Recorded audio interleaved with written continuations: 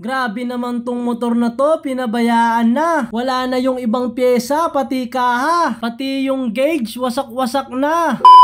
Tinanggal ko na pala yung karton para maumpisahan. Dahil sabi nung may-ari, mag-iisang taon na daw hindi napapaandar. Kung sino-sino na daw ang mekanikong tumingin pero di pa rin napaandar. Kaya masusubok ako dito kung hanggang saan ang aking kakayanan. Kaya sabi ko sa may-ari, akin ang sisimulan. Para malaman natin kung bakit ayaw umandar at ano ang naging dahilan. Dahil marami tayong sisilipin at kung ano ang dapat tingnan. Medyo nahirapan lang akong itulak dahil yung dalawang gulong ay flat. Kaya agaran ko ng binuksan yung upuan. Nahirapan lang ako kasi nag-stack up na yung hilahan. Pati yung mga tornilyo dyan sa U-box, kinakalawang na. Hindi ko lang naipakita kasi ang layo ng camera.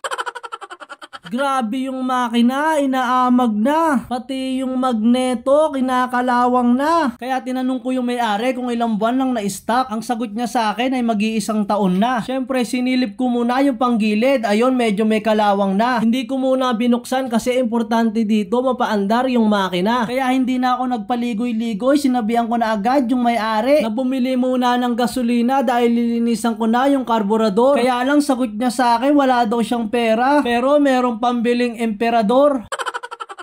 Kaya wala na ako nagawa. Nilinisan ko na lang. Buti na lang yung tangke niya meron pang laman. Ang naging problema lang, panis na at sobrang baho.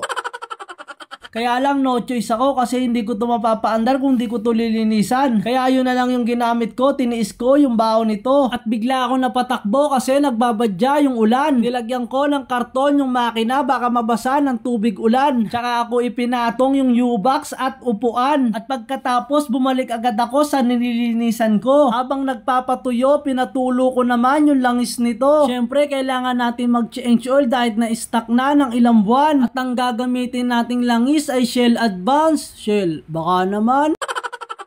Dito pala natin sasalinan ng langis para alam nyo. In case lang naman kung may motor kayo na ganito, ikakabit na pala natin yung manifold at carb. Ito yung ilalagay natin na liquid gasket. Sparco. Sparco, baka naman.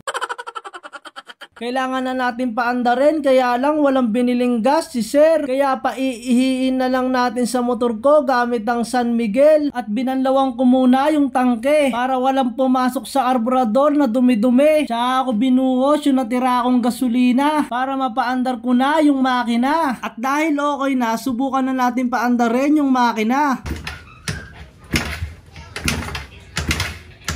Ayaw mag-start. Siyempre, sinilip ko lahat kaya pala ayaw kasi walang CDI. Buti na lang may extra ako. Kaya kinabit ko agad para mapaandar ko. Testingin na yan.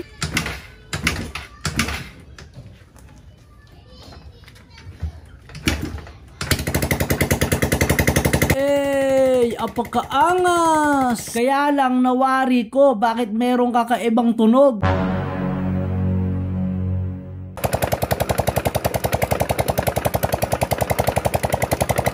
Patay, ang lakas ng lagutok. Katok.